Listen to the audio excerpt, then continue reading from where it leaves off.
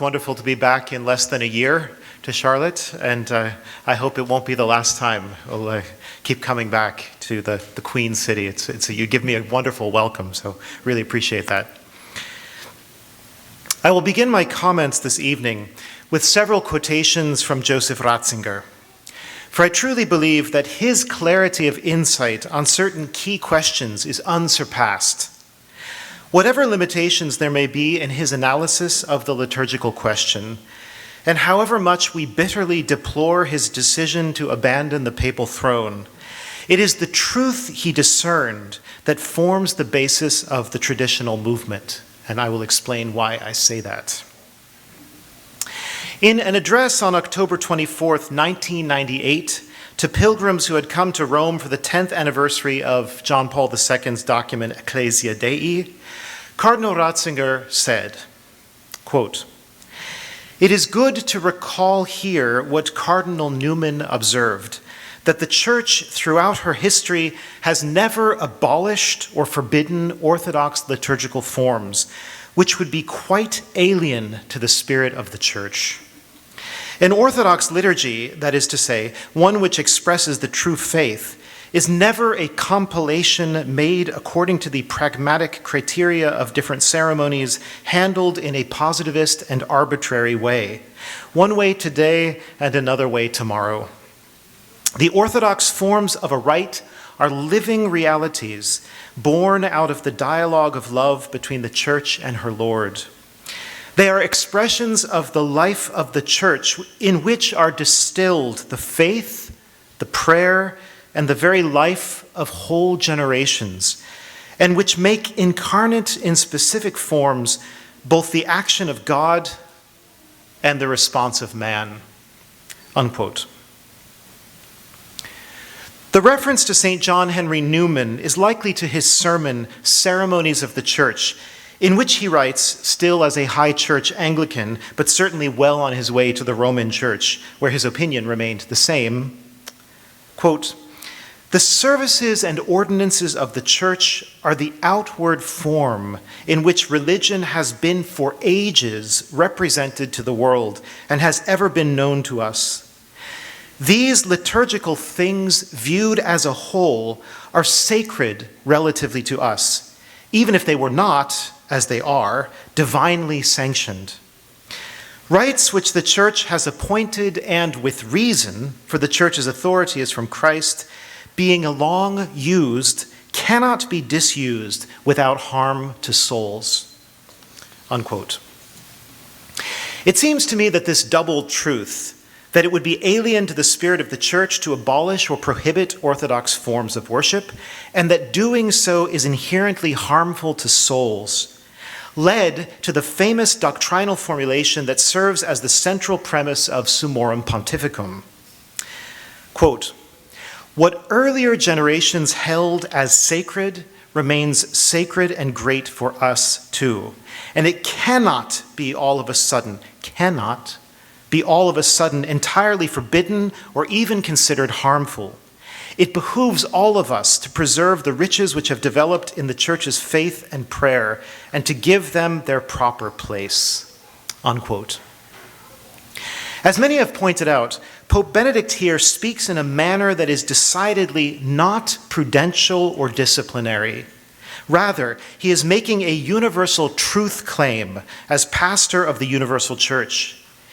He uses absolute, unequivocal language about what must be so and what cannot be so, and he draws moral imperatives from it. He framed the same judgment on a number of occasions. Allow me to share two in particular.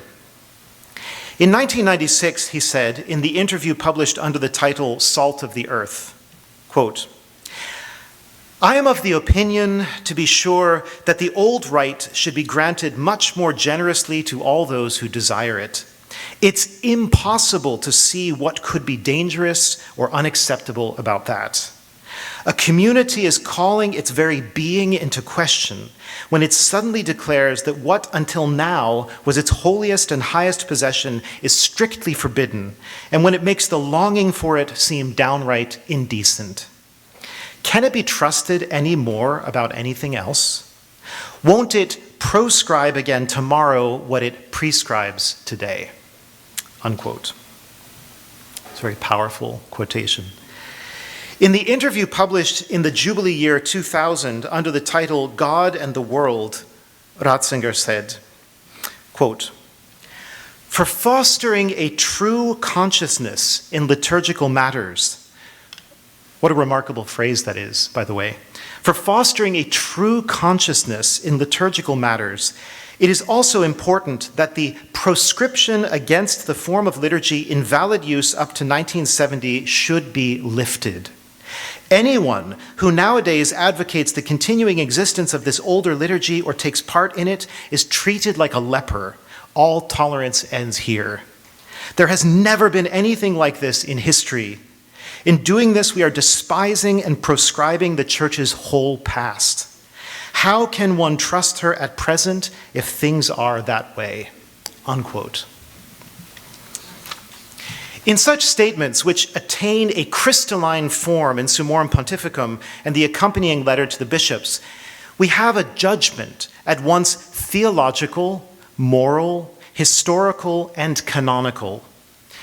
Now, is this just Benedict XVI's personal opinion or feeling, no more authoritative than a fondness for Bavaria and beer? Certainly not.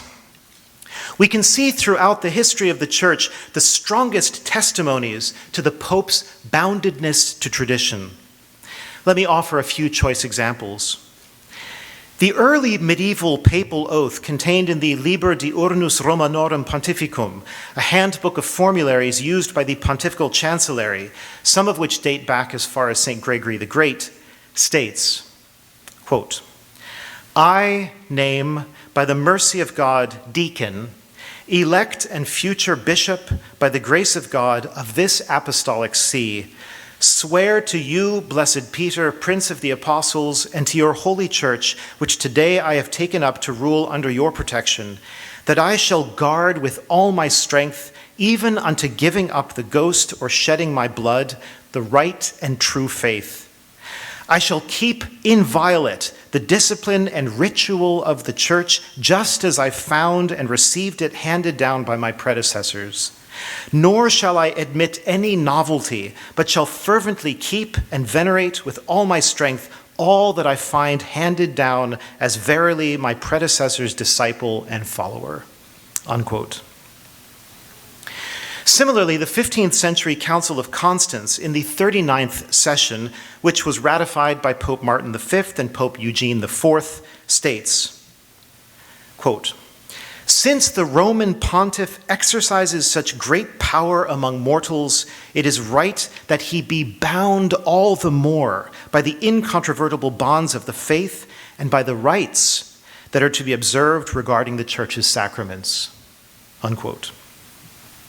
According to this 39th session of Constance, the newly elected pope was to make an oath of faith that included this passage. Quote, "I, elected pope, with both heart and mouth confess and profess to Almighty God, whose church I undertake with his assistance to govern, and to blessed Peter, Prince of the Apostles, that as long as I am in this fragile life, I will firmly believe and hold the Catholic faith, and likewise, I will follow and observe in every way the handed down rite of the ecclesiastical sacraments of the Catholic Church." Unquote. The profession of faith established at the Council of Trent recognizes as essential to Catholicity adherence to received and approved ceremonies of the Catholic Church in the solemn administration of all the sacraments. That's a direct quotation. Received and approved here means obviously nothing other than the traditional rites, the received and approved rites. In fact, this is simply the Catholic forma mentis, or frame of mind, what it means to think and love as a Catholic, and not, say, as a Protestant, or a Jew, or an atheist. Given this attitude, we should hardly be surprised to find eminent canonists and theologians maintaining that a pope guilty of injuring either tradition or the Christian people who rely upon it deserves to be resisted. Juan de Torquemada states that if a pope fails to observe the universal right of ecclesiastical worship, he is neither to be obeyed nor put up with. Cajetan counsels, you must resist to his face a pope who is openly tearing the church apart. Francisco Suarez declares, quote, if the pope lays down an order contrary to right customs, one does not have to obey him. If he tries to do something manifestly opposed to justice and to the common good, it would be licit to resist him. If he attacks by force, he could be repelled by force, with the moderation characteristic of a good defense. Unquote. Suarez, moreover, claims that the Pope could be schismatic, quote, if he wanted to overturn all the ecclesiastical ceremonies resting on apostolic tradition, unquote. Note, he says, resting on apostolica traditione firmatas. He's talking about the whole structure that has been raised upon apostolic origins. That would mean something like the 1570 Missale Romanum. The Dominican Sylvester Prierias explains that the Pope, quote, does not have the power to destroy. Therefore, if there is evidence that he is doing it, it is licit to resist him. The result of all this is that if the Pope destroys the Church by his orders and acts, he can be resisted and the execution of his mandate prevented, unquote. Francisco de Vitoria likewise says, if the Pope, by his orders and his acts, destroys the Church, one can resist him and impede the execution of his commands. I should note these theologians, I'm quoting these theologians because these are all famous, well-respected, highly honored Catholic theologians whose orthodoxy is completely above reproach. There's no question about that whatsoever. They're almost household names in the history of theology. And moreover, when they say if the Pope destroys the Church, they mean if he's attempting to destroy the Church. Not that he will actually succeed, but if he seems to be attempting to do that, then you must resist him, or it's licit to resist him. I discuss all these things at greater length in the books From Benedict's Peace to Francis's War and True Obedience in the Church. But what we must note here is that all these authorities I've quoted assume that Catholics are capable of recognizing when the Pope is failing to adhere to the received and approved rights of the Church, assaulting souls, undermining the common good, or destroying or attempting to destroy the Church. In other words, we are not passive blobs who are waiting to be told that the Pope is saying something false or doing something wrong that deserves to be rebuked and resisted. There is some role for our informed reason and faith to play in evaluating his words and actions, and those of any other bishop, for that matter. If we can do this with the Pope, a fortiori, we could do this with any inferior bishop. Popes are subject to a great temptation. Perhaps in accord with Lord Acton's not entirely false axiom, power tends to corrupt and absolute power corrupts absolutely. A temptation to identify themselves as the source and measure of Catholicism, when they are rather its recipients, stewards, and defenders. The low watermark of this deviation is illustrated by Pius IX's famous remark to a Franciscan cardinal who dared to disagree with the formulation of papal infallibility at Vatican I. The Pope shouted at him, Io sono la tradizione, io sono la Chiesa. I am the tradition, I am the Church. This is the ecclesiastical equivalent of Louis XIV saying, L'État c'est moi, I am the state. As if a pope were to say, L'Église c'est moi. A correct understanding of papal authority, even according to the actual teaching of Vatican I, taken together with all other pertinent teaching, shows it to be not simply absolute and unbounded, but relative and limited in a number of ways, justifying St. Gregory the Great's famous description of the Pope as the servant of the servants of God. This is why Traditionis Custodes is absolutely null and utterly void from its first letter to its last punctuation mark.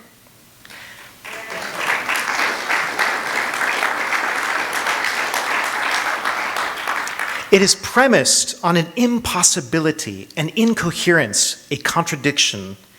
It attacks the church's self-identity in her godly and God-approved worship. It attacks her lex credendi, because if you attack the lex orandi, you necessarily attack the lex credendi. It attacks the common good of all the faithful, both those that make use of the Roman liturgy and those that make use of other Western rites and Eastern rites, whose position has been thereby radically destabilized. It attacks in a bewildering variety of ways the rights, R-I-G-H-T-S, of bishops, priests, deacons, religious, and laity, as many commentators have pointed out. And that is why it is not only not necessary to follow Traditionis Custodes or any further legislation or policy based on it, it is rather necessary not to follow it. We do not have merely a freedom of protest, we have an obligation of non-recognition and non-compliance. While this refusal to follow vacuous legislation can take both more open and more hidden forms, depending on prudential judgment of the circumstances, nevertheless, one must be careful to avoid giving the impression that one accepts the legislation. As Saint Meletius of Antioch, lived in the 4th century, wrote in circumstances as harrowing as our own, quote, "Do not show obedience to bishops who exhort you to do and to say and to believe in things which are not to your benefit. What pious man would hold his tongue? Who would remain completely calm? In fact, silence equates to consent." Unquote. The fundamental principle of the traditionalist movement is that the liturgy of the Church, her immemorial, venerable, universal, approved and received rites, are at the core of what it means to be Catholic, to believe as a Catholic, and to live as a Catholic. The lex orandi, the rule of prayer, how and what we pray, is a permanent witness to and embodiment of the lex credendi, the rule of belief, what we believe, and the lex vivendi, the rule of living, how we live. This is not an optional add-on, but the daily axis and center of our lives, the heart of our encounter with God. It follows as a corollary that no one, not even the Pope, has the authority to deprive Catholics of their traditional liturgy, to suppress the rites with which the Church has prayed for centuries, to radically modify these rites past recognition, and thereby introduce an undeniable rupture with the patterns and content of divine worship. The traditionalist movement is therefore founded in a primordial act of material disobedience for the sake of a higher obedience. I want to repeat that. The traditionalist movement is founded in a primordial act of material disobedience for the sake of a higher obedience. From the first moment of the reform that began with the creation of the Concilium in 1964, Paul VI demanded that everyone follow his initiatives and eventually adopt his new books and cease to use the old books practically without exception.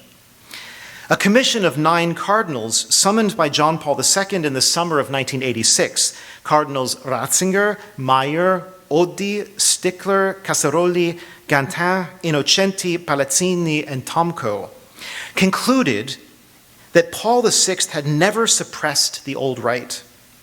This was the basis of Benedict XVI's statement that it had not been abrogated, with the implication that it could not be abrogated for the reasons already given.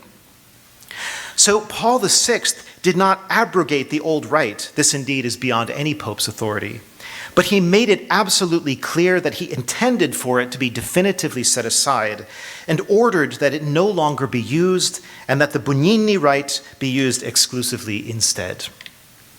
The traditionalists simply refused to do this.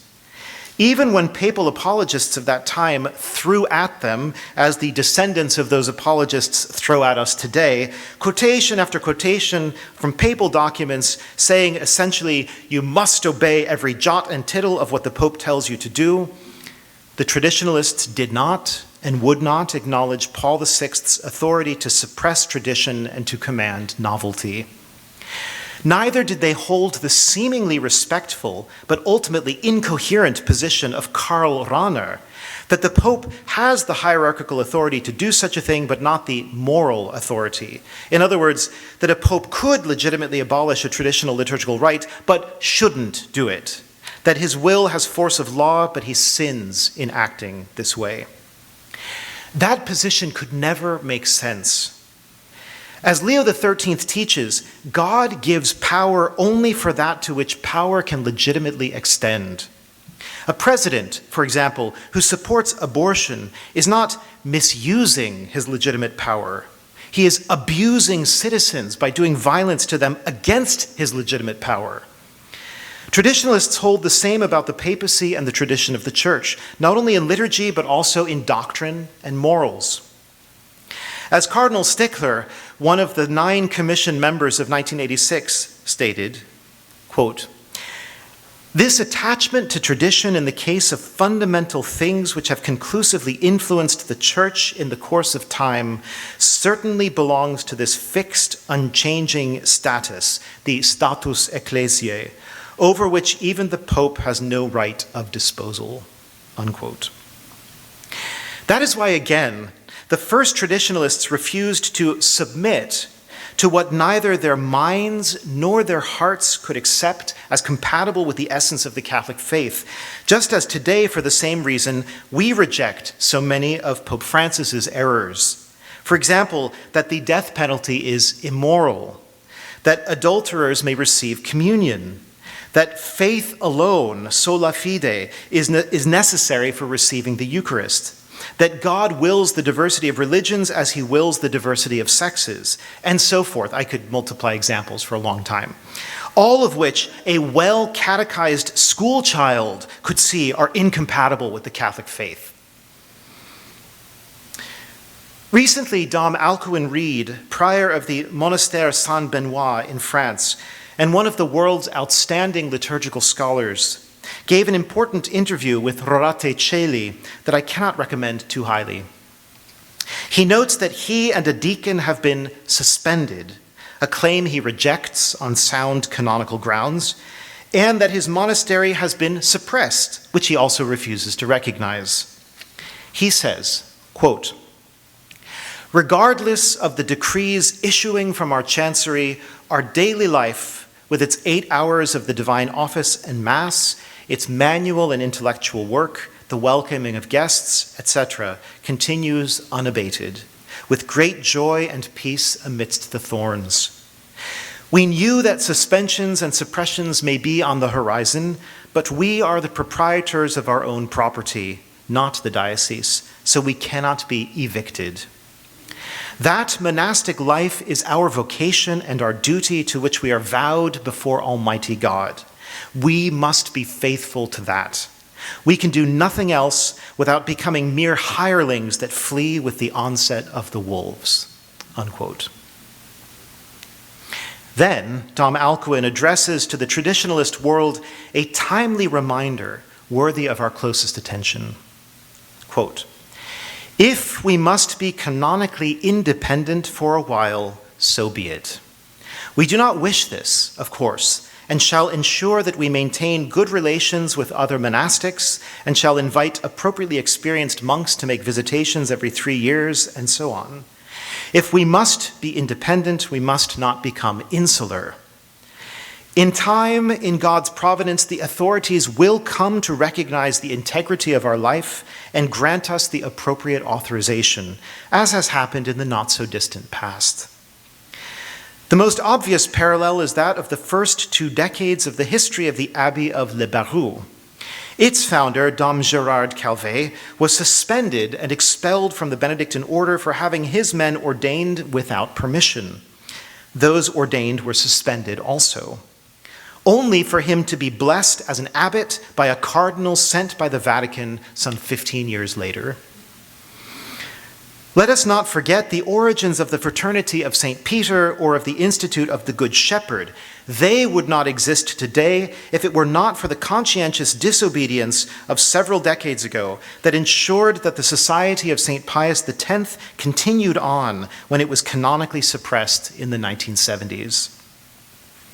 People who benefit from the good work of these institutes today, or indeed who admire the Abbey of Les Barreaux, should not forget the fact that they exist today because historically their founders took conscientious decisions to ignore parts of canon law and decrees of suppression that would have otherwise brought about their death.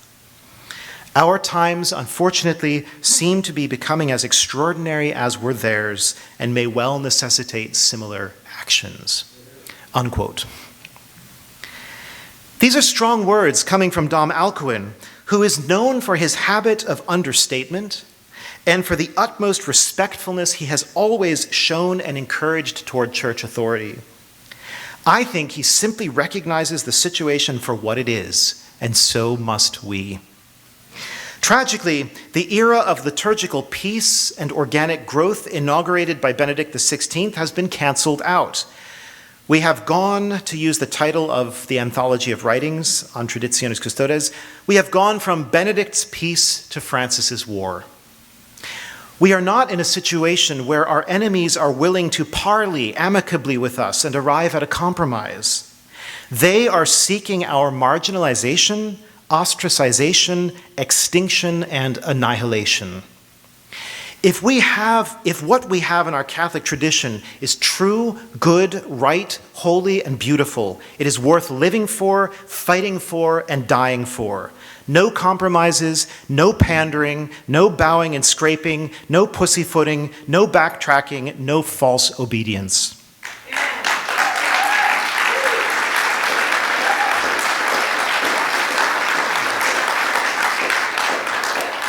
It is a time for heroic commitment, not for hand-wringing, wistful regrets, shrugged shoulders, grudging compliance, or worst of all, self-accusatory surrender. It is a simple fact that if our forefathers in the traditional movement had not refused to obey Paul VI on the grounds that he was owed no obedience in this matter, since he was acting ultra vires, or outside of his authority, we would not have today, over 50 years later, the traditional Mass, any of the old sacramental rites, or the divine office in our midst.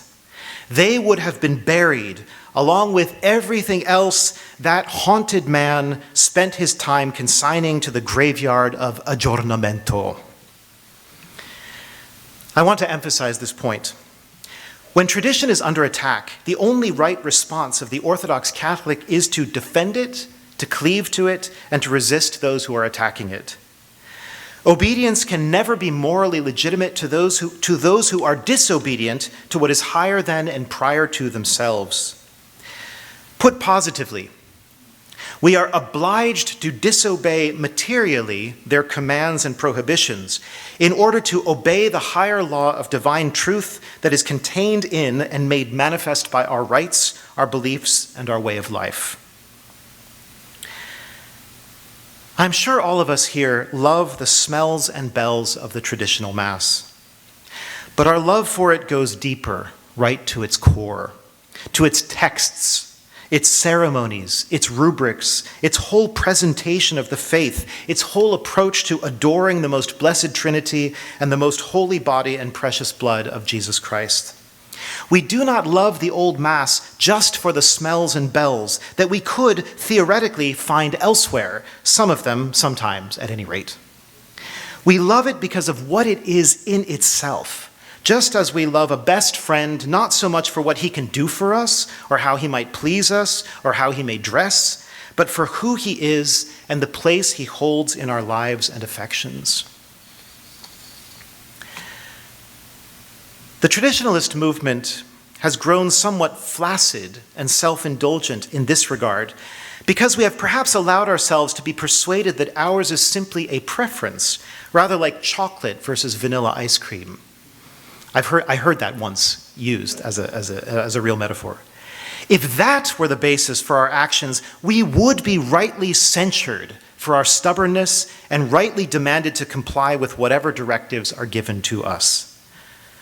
But if we are committed to the authentic Roman rite because of the most profound theological, moral, and spiritual reasons, as indeed we are or should be, then we ourselves may rightly censure churchmen for their abandonment of tradition and their dereliction of duty.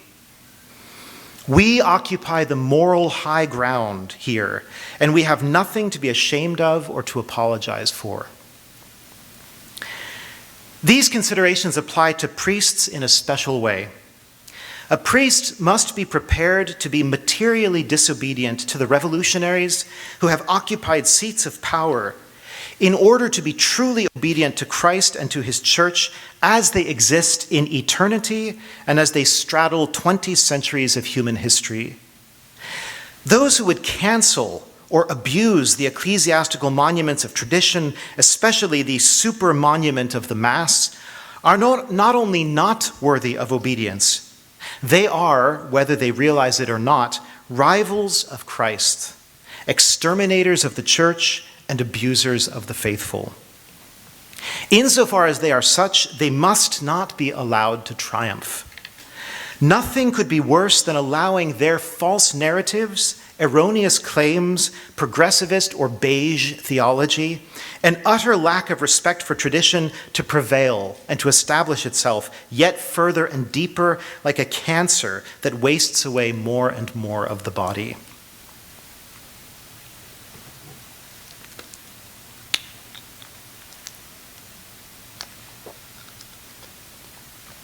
Canon law derives from natural and divine law and ecclesiastical tradition and must remain subordinate to them and interpreted by them.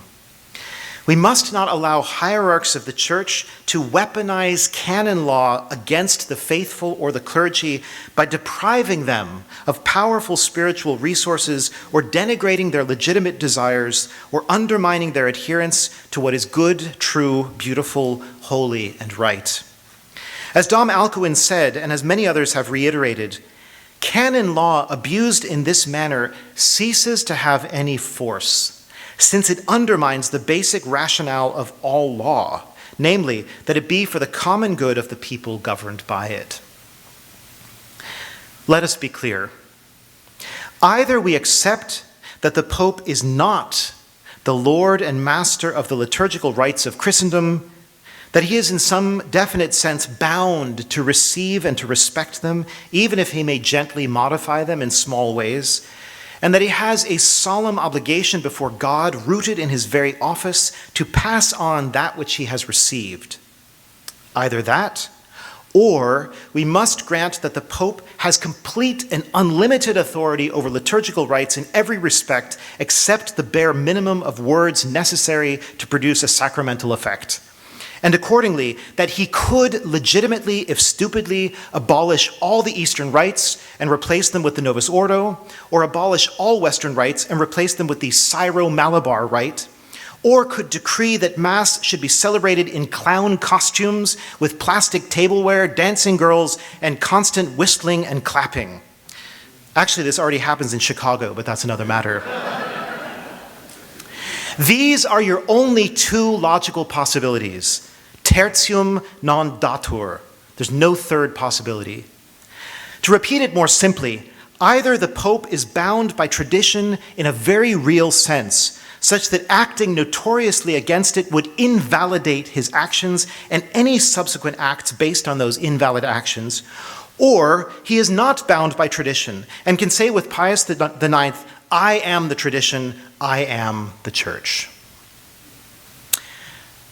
Some might think that I'm making up a straw man with this latter viewpoint. I assure you I am not, although I wish it were so. There are energetic apologists online who, based on a tendentious reading of Pastor Aeternus and related documents, which they read in a manner totally devoid of the nuances and qualifications afforded by Dei Filius and other authoritative teachings, as well as historical context and plain common sense, argue that the Pope's universal jurisdictional authority contains absolute power over all liturgical rites. It is clear that the sensus fidei fidelium of the Church manifestly cannot allow this to be true. It cannot be true without making our religion laughable, absurd. The thought that tradition is nothing more than the Pope's toy, a plaything he can smash at will like a spoiled child if he so wishes, would be the acid, the solvent of all piety and devotion. Religion is constituted by rites of worship. Religion is constituted by rites of worship. And these rites are necessarily ancient, venerable, inherited, and as time passes, increasingly treated as untouchable. Until recently, this attitude has characterized every Catholic who has ever lived. It requires no special faculty of perception to see the massive damage that has been caused when popes suddenly make numerous large-scale changes to the rites of religion. By the light of reason, by the truths of psychology, anthropology, and sociology, we can know that such changes will always cause a damage disproportionate to any possible gains. This, indeed, is the reason Aquinas gives for why it is foolish to change laws too much or too often. It would be philosophically incoherent and culturally self-destructive to embrace this legacy of damage, or better, self-harm, as if it were somehow a new tradition or a part of tradition. Such aggression leaves lasting wounds that must be healed by the restoration of the original healthy condition. That is what traditional Catholics believe and fight for. Father Zuhlsdorf recently said, "Hardship, deprivation, suffering, challenges are not always only mere evils to be endured. Sometimes they are needed corrections, cures, even coercions allowed or provided by God to help us get to the truth of who we are." I agree with him. I believe that God permitted the evil of Traditionis Custodes and all subsequent implementations, like Washington, D.C., Arlington, Chicago, etc., as a wake-up call addressed to all tradition-loving Catholics, a kind of shock therapy to bring us back to our roots, to reorient us to the first principles of our movement, to reanimate the zealous commitment required to get beyond the final and worst flare-up of post-conciliar progressivism. I say final because the people in power now are the last Vatican II nostalgics. And for them, everything is on the line. Their entire life's commitment and project to create a new church for modern times is on the line, that entire project. When they are gone, there will be almost no one who cares about the council with the same golden calf fervor they have.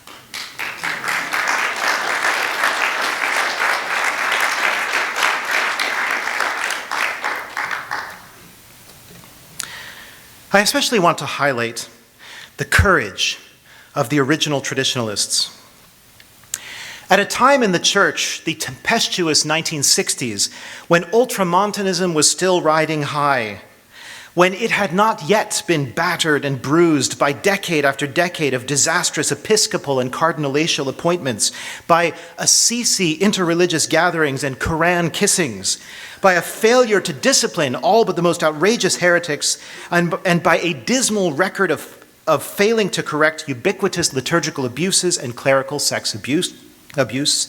I say, at a time when ultramontanism was still a plausible mental attitude, the traditionalists refused to consent to the denigration and dismantling of centuries of liturgical tradition, the banishment of Latin and Gregorian chant, the turning around of the priest to face the people, the placing of the body of Christ into the hands of standing communicants, the feminist preferment of women into ministerial roles, and so forth.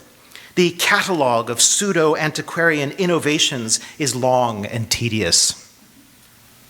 These things they refused as a matter of principle, both because they rightly loved the tradition and had supernatural conviction and natural confidence in its goodness, and because they quite reasonably inferred and expected many evils to come from its eviction.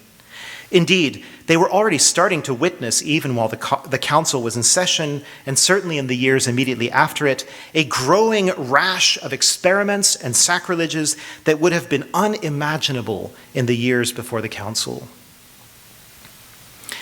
Why did the first traditionalists offer this unprecedented degree of resistance to decrees being handed down from Rome, from the Vatican, from the desk of the Pope himself? They offered it on the dual basis of reason and faith.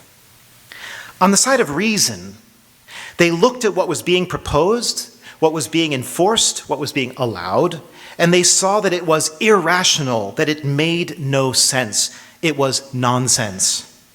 A man could not swallow it and still respect himself as a thinking and thoughtful being, as one who wished to be consistent, logical, and coherent. This is the same thing we saw in Joseph Ratzinger when he said that the church would be utterly inconsistent to prohibit today what it venerated yesterday, or to declare harmful that which was its highest and most precious possession. One who knows with the certainty of immediate and long-repeated experience the supreme beauty and spiritual power of the chanted Latin High Mass cannot then turn around and say this is no longer relevant to modern man. I mean, am I not a modern man, the one who's experiencing this liturgy? That it will no longer attract souls to Christ and lead them to the heights of contemplation. To make such a denial would be to betray oneself, one's innermost certainties, and the wisdom of the ages, in the name of a blind obedience that requires the sacrifice of intellect, the faculty that makes man human and capable of divinization. On the side of faith, or more precisely, the sensus fidei fidelium, the sense possessed by the faithful of that which belongs to and is in harmony with the faith and that which is not, the original traditionalists asked how that which council after council, pope after pope, and century after century of believers had practiced, defended, praised, and promoted could now suddenly be wrong or useless or outmoded. To say to a man who believes in the real presence and has a well-developed Eucharistic piety, okay, get up from your knees, dust off your trousers, stick out your hands, and take the host, is to invite a reaction of utter incomprehension and scorn. He would never do that, not if you threatened and tortured him, or at least he ought not. It is a sign of a lack of faith and a lack of piety. Indeed, it's worse, a sign of total personal immaturity and human imbecility, to be willing to throw over perennial customs of reverence practiced all of one's life and by centuries of one's predecessors only because Father knows best and the bishop said so and the Pope decreed it.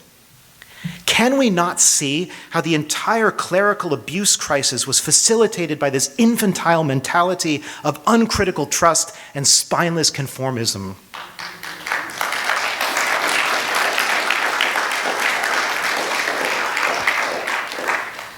The traditionalists, however, knew and felt that the church had been right in what she was already doing, and therefore her spokesman could not but be wrong in trying to cancel it all out, in trying to fundamentally reorient and reconfigure and even refound the church for modern times. The liturgical reform was sold, so to speak, on a mighty promise of the countless wonderful blessings it could not fail to bring to the church. The Second Vatican Council's Constitution on the Sacred Liturgy, Sacrosanctum Concilium, begins with a statement of what the Council hoped to achieve with the liturgical reform as its poster child. Quote, these are the opening words of Vatican II, of its 16 documents. This sacred council desires to impart an ever-increasing vigor to the Christian life of the faithful, to adapt more suitably to the needs of our own times those institutions which are subject to change, to foster whatever can promote union among all who believe in Christ, to strengthen whatever can help to call the whole of mankind into the household of the church. Unquote. As my colleague Gregory DePippo, esteemed editor of New Liturgical Movement, has pointed out on more than one occasion, none of this has happened. The Christian life of the faithful has not become more vigorous. Its institutions have not become more suitably adapted to the needs of our times. Union has not been fostered among all who believe in Christ. The call of the whole of mankind into the household of the church has not been strengthened. As I have said, the traditionalists objected to a massive reform as a matter of principle on the twin basis of reason and faith, because they could not see how it would be right to sacrifice the tradition already certainly known and loved for a future possibility uncertainly known and impossible to love because it had yet no existence. As Joseph Shaw says, in 1971, at the time of the first so-called Agatha Christie indult, no one had the freedom to base an argument for keeping the old liturgy on the grounds that it would be pastoral to do so, or because of its venerable theology, since the whole point of the reform was the promised pastoral effectiveness, as yet, of course, untried, of the Novus Ordo Missae, and the hoped-for assimilation of the theological insights of Vatican II. The only defense that might work with the authorities back in 1971 was an artistic and cultural defense. That's what Agatha Christie and the other signatories did. They said, as lovers of art and culture, we decry the abolition of this most beautiful of Western art forms, right, the traditional Mass. That was the only argument that would work, and actually did work with Paul VI. Today, we are in a vastly different position. We have not only the same principles of faith and reason as our forefathers, we also have behind us a half-century of desolation, desecration, and dramatic decline in church life as a monumental witness of unarguable fact against the prophesied success of the liturgical reform. We know now that the prophets of renewal, even if they wore the mitre of a bishop or the fisherman's ring, were false prophets who said peace, peace when there was no peace, who promised plenty but brought down famine. To defend the superiority of Catholic tradition today, we don't need to have even half the insightfulness of the original traditionalists, because we can see that every one of their predictions has been proved true to the last degree. They predicted that sudden and massive change would have catastrophic effects, and that the particular changes pushed through would undermine Catholic faith and practice. They predicted, like Eric de Saventem, predicted that where tradition was treasured, the church would weather the storm and produce good fruits. They have been abundantly vindicated in the event, for it is the very success of the traditionalist renewal against all possible odds that has roused the dragon's ire. For us to be traditionalists today requires no great wisdom, for the good and bad fruits have reached full maturity. We still have the same power of reason and the same sensus fidei that tells us when something is irrational or when it refuses to harmonize with what a sound catechism teaches us. The one thing we need more of, much more of, is courage, fortitude, boldness. The traditionalist movement both benefited from and suffered from the 15-year Pax Benedictina, the peaceful space of coexistence put into place by Benedict XVI. We benefited, obviously, because many more priests learned the old rite and many more faithful grew to love it. So our movement has grown tremendously in numbers. But we suffered too, because in a lot of places things became easier for us, and perhaps we grew soft, as soldiers may do in peacetime. Suddenly we had friendly, or at least not openly hostile, bishops. We had parishes springing up here and there. It seemed like a gently rising and irresistible tide. And then came the unexpected Traditionis Custodes, whose title can be translated Prison Guards of Treachery.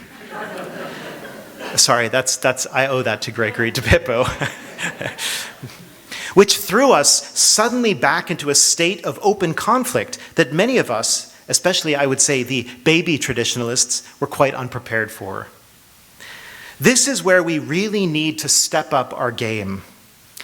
Everyone who has drifted to the TLM because they love the Eucharistic reverence, the silence, the music, the community of young families, the Orthodox preaching, whatever it might be, or even just because they hated masks and hand sanitizer and the branch Covidian religion.